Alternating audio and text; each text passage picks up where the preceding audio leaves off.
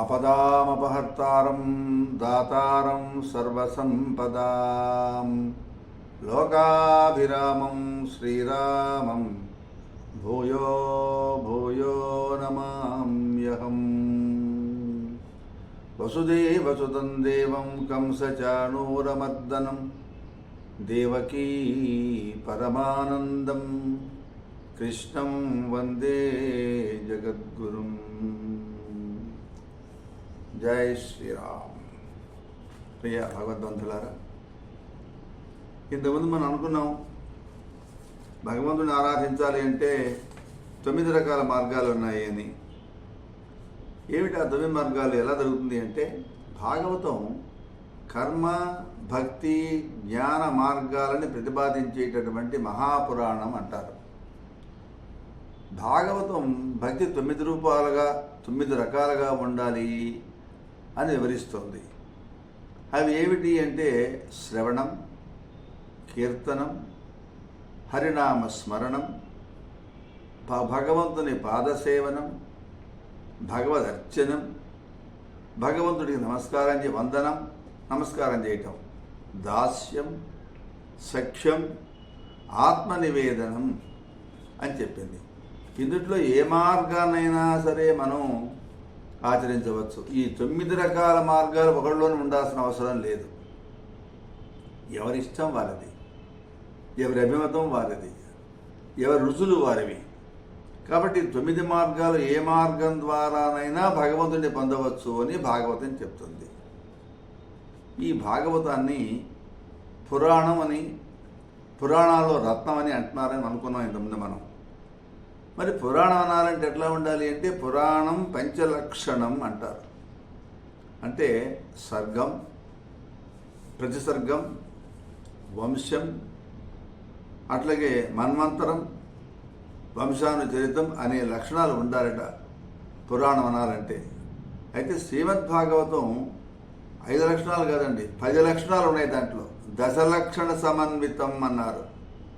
ఏమిటి ఆ 10 లక్షణాలు అంటే, సర్గం, విసర్గం, స్థానం, పోషణం, తర్వాత ఊతులు, మన్వంతరాలు, ఈశాను కథ, నిరోధం, ముక్తి, ఆశ్రయం అనేటువంటివి.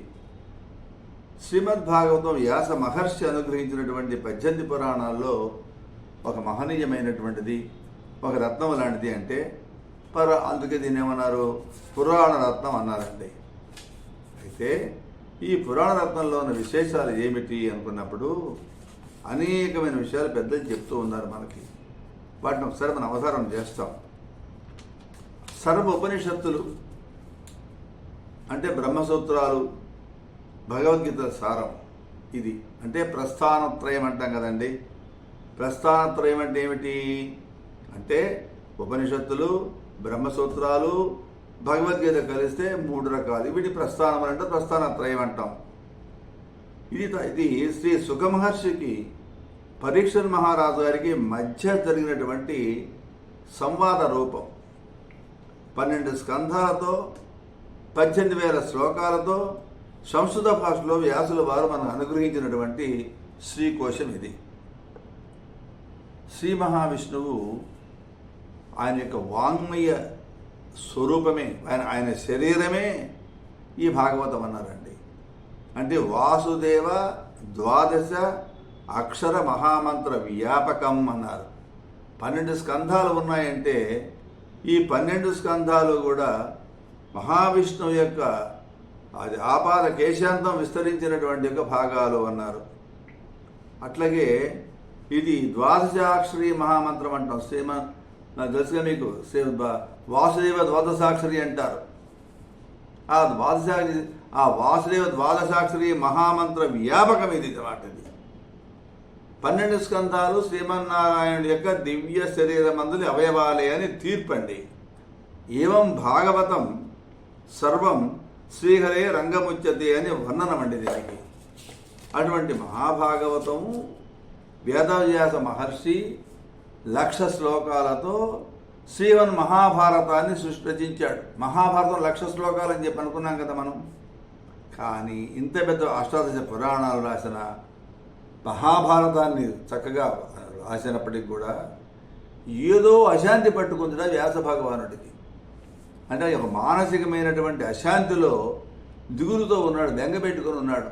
ఆ సరస్వతీ నది తీరాన విచారంగా ఉన్న సమయంలో నారద మహర్షి ఆ పక్క వచ్చాడట. వ్యాసుడిని కలిశాడు. వ్యాసుడికి చిత్తశాంతి కరువైపోయింది అనే విషయం గ్రహించాడు. ఏమయ్యా, ఎందుకు దిగులు పడుతున్నావు అన్నాడు. ఇప్పుడు మనం చూస్తాం, ఇప్పుడు బద్రికాశ్రమం పోతే మనం వెళితే బద్రీనాథ్ వెళితే అక్కడ మనా అనే గ్రామం అండి. The last village of India అనకూడదు, the first village of India అనాలట ఇప్పుడు దాన్ని. అంటే భారతదేశంలో మొట్టమొదటి గ్రామం మనా అనే గ్రామం అండి. నిన్న మొన్న కొండ చర్యలు బట్టి నాన్న గందరగోళంగా ఉంది అక్కడ. ఆ బద్రి ఈ మనా గ్రామంలోనే జరిగింది. అక్కడ వ్యాసుల వారు బాగా దీన్ని రచించారన్నమాట.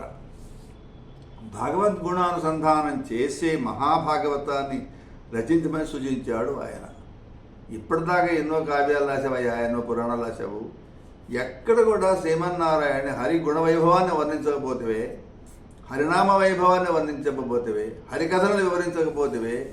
కాబట్టి నీ మనశ్శాంతి కలగాలి అంటే హరినామస్మరణ చెయ్యాలి. కాబట్టి భగవద్గుణ అనుసంధానం చేసేటటువంటి శ్రీమద్భాగవతాన్ని రచించమని చెప్పి సూచించాడట నారద మహర్షి. అది ఒక్కటే మానసికమైనటువంటి అంతరశాంతిని అనుగ్రహిస్తుంది ప్రేరించాడు. వ్యాస భగవానుడు శ్రీకృష్ణ కథామృతమైనటువంటి భక్తి ప్రాతిపదికమైనటువంటి శ్రీమద్ భాగవతాన్ని అప్పుడు దీన్ని రచించాడు అని మన పెద్దలు అంటారు. దానిని ఏం చేశాడు ఆయన? తన పుత్రుడు యోగేంద్రుడికి ప్రబోధించాడు. ఈ శుకుల వారు దానిని పరీక్షిత్ మహారాజుకు వినిపించాడు 7 రోజుల్లో. పరీక్షిత్తు పాండవ వంశాంకురం తెలిసిందే కదా. ఉత్తరకు అభిమన్యుడికి జన్మించినటువంటి పుత్రుడు, పరమ ధార్మికుడు, కలి నిగ్రహం చేసినటువంటి మహానుభావుడైనటువంటి మహారాజు. ఆయన అవశ్యం అనుభోక్తవ్యం అని చెప్పాడు. ఏదైతే రాసిపెట్టి ఉందో అది జరిగే తీరుతుంది, దాన్ని విస్మరించే ప్రశస్తి లేదు అని. ఒకనాడు వేటకు వెళ్ళాడు పరీక్షిత్ మహారాజు. శమీక మహర్షి అనే మహానుభావుడు అక్కడ తపస్సమాధిలో ఉన్నాడు. వచ్చిన మహారాజు గారిని గమనించలేదు. కళ్ళు మూసుకొని ధ్యానంలో ఉన్నాడు, తపస్సులో ఉన్నాడు, ఏకాగ్రతలో ఉన్నాడు. మహారాజు గారిని గౌరవించలేదు, ఆతిథ్యం అందించలేదు. బట్ రాజుగారి కోపం కూడా వస్తుంది కదా. కాబట్టి ఈ పరీక్షిత్ మహారాజు గారికి ఆగ్రహం కలిగింది. పక్కనే ఒక చచ్చిపోయినటువంటి ఒక పాము ఉంటే ఆ పాముని ఎత్తి ఆ శమీక మహర్షి మెడలో విసిరివేశాడు. వేసి దాన్ని తను వెళ్ళిపోయినాడు. లెక్క చేయకుండా ఉంటావు ఆ రాజుగారిని అని చెప్పి. శమీక మహర్షి పుత్రుడు శృంగి అంటారు, ఆ పక్క వచ్చాడు. తపస్సు చేసుకున్నటువంటి తన తండ్రి మెడలో ఎవట్రా ఈ చచ్చిపోయినటువంటి పాముని, ఈ సర్పాన్ని మెడలో వేసిన వాడు అని చెప్పి విచారం చేసి శపించాడు. ఎవడైతే మా నాన్నగారి పట్ల అపచారం చేశాడో ఆ మహారాజుని తెలుసుకున్నాడు కదా. ఈ మహారాజు ఇవాళకి 7వ రోజున తక్షక సర్పంతో దష్టుడై మరణిస్తాడు అని చెప్పిస్తాడు. తక్షకుడు అంటే ఈ పాము సర్పజాతికి పెద్దవాడు. ఆయన సార్వభౌముడు లాంటి వాడు ఆ జాతికి. ఆ తక్షకుడి యొక్క స్పర్శ వల్ల, ఆ కాటు వల్ల మరణిస్తాడు అని శాపం పెట్టాడు. వరి ఎంత పని చేసావు నాయన, ఆయన మహారాజు కదా, ఆయన భాగవతోత్తముడు, ధార్మికుడు, ఆయన తొందరపడ్డావే బిడ్డ అని చెప్పి శమీక మహర్షి దిగులు పడి కొడుకుని మందలించాడు. వెంటనే ఈ విషయాన్ని ఆయనకి తెలుస్తుంది శపించినట్టుగా. వెంటనే ఈ విషయాన్ని వెళ్ళి పరీక్షిత్ మహారాజు గారికి తెలియజేయమని చెప్పి శిష్యుల్ని పంపిస్తాడు. పరీక్షత్తు తాను చేసినటువంటి అకృత్యానికి పశ్చాత్తాపం పొందుతాడు. అయ్యో ఎంత పొరపాటు చేశాను నేను ఆగ్రహంతో. కానీ ఋషిశాపం అనివార్యమైన విషయం తెలిసిందే కదా. ప్రాయోపేశాన్ని సిద్ధపడతాడు. ఇక నేను బతికి ఉండేది లేదు కాబట్టి ఈ వారం 7వ రోజున చనిపోతాడని చెప్పి ఆయన చిత్తి పేర్చుకున్నాడు. ఆయన ఒక ప్రాయోపేశాన్ని సిద్ధపడ్డాడు. తక్షకుడు సర్పజాతికి రాజు కదా, ఆయన పరీక్షితులు సమీపించకుండా ఉండేట్టుగా కట్టడి చేసి పెట్టుకున్నాడు. ఎవరు అంటే హరిహర బ్రహ్మ ఆఖరాకి ఒక దోమ కూడా రావడానికి వీలు లేకుండా ఉండే పద్ధతిలో మొత్తం కట్టుదిట్టం చేసుకున్నాడు. ఆయన పరిచారకులు, ఆయన మంత్రులు కట్టుదిట్టం చేశారు. ఏ సర్పం ఏ రకంగా లోపల రావడం వీలు లేకుండా. ఆ సమయంలో శ్రీ సుఖమహర్షి వారు అక్కడికి విచ్చేశారు. భగవద్ అనుగ్రహం అండి. విషయం తెలుసుకుంటాడు. మహారాజా, పుట్టిన ప్రతి ప్రాణి గిట్టవలసిందే కదా, దానికి దుఃఖించే విషయం ఏముందయ్యా? పునర్జన్మ లేనటువంటి మోక్షానికి ప్రయత్నించమని చెప్పి ప్రబోధిస్తాడు సుఖమహర్షి పరీక్షిత్ మహారాజు గారికి.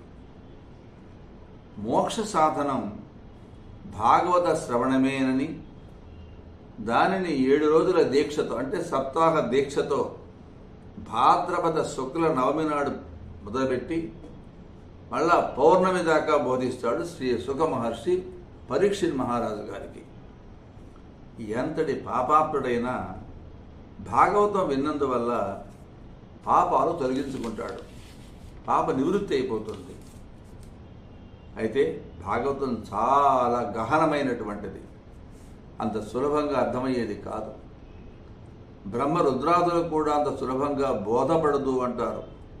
అందుకే పెద్దగా చదువుకున్నామండి, మేము మహాపండితులమండి అని అహంకరించే మహానుభావులు ఉంటారు. అలాంటి వాళ్ళకి విద్యావతాం భాగవతే పరీక్ష అన్నారు. నువ్వు చదువుకోనుంటే భాగవతంలో పద్యం చెప్పి దాన్ని వ్యాఖ్యానం చేయమంటారు. భాగవతం చెప్పగలిగితే, నువ్వు అర్థం చెప్పగలిగితే నువ్వు విద్యావంతుడు వేరని ప్రమాణం. అంటే విద్యావంతులు అనే వాళ్ళకు భాగవతమే పరీక్షా వస్తువురా. ఈ భాగవతాన్ని హయగ్రీవ బ్రహ్మ విద్య అని, పారమహంస్యమని అని కూడా పెద్దలు అంటారు. ఇది ఒక మోక్ష గ్రంథం. బ్రహ్మర పోతనాపాచ్యుల వారు మన అదృష్ట విశేషం వల్ల ఆంధ్ర మహాభాగవతాన్ని ఆంధ్రీకరిస్తే దాంట్లో మొట్టమొదటి పద్యమే ఆయన ఏం చెప్పాడు? శ్రీకైవల్య పదంబు చేరుటకునై చింతించదన్ లోకరక్షైకారంభకు, ఇట్లా మొదలుపెట్టాడు. మొట్టమొదటి పద్యమే ఏమంటున్నాడు ఆయన? బ్రహ్మ మందాంగనాడింభకున్. అయ్యా, నందాంగనాడింభకుడు బాలకృష్ణుడి యొక్క పాదాలను ప్రార్థిస్తున్నా నేను, నాకు మోక్షం కోసంగా ఈ గ్రంథాన్ని అనుగ్రహించి నేను ఆంధ్రీకరిస్తున్నాను అని చెప్పి మహానంద అంగనాడింభకున్ శ్రీకైవల్య పదంబు చేరుటకునై చింతించదన్ అని ప్రార్థన చేశాడు. ఇది పోతన్న గారి భాగవతంలో ఆంధ్ర మహాభాగవతం అంటాం. దాంట్లో ప్రథమ స్కందంలో మొట్టమొదటి పద్యం శ్రీకైవల్య పదంబు చేరుటకునై అనేది. దాంతో మళ్ళీ రేపు మాట్లాడదాం. జై శ్రీరామ్.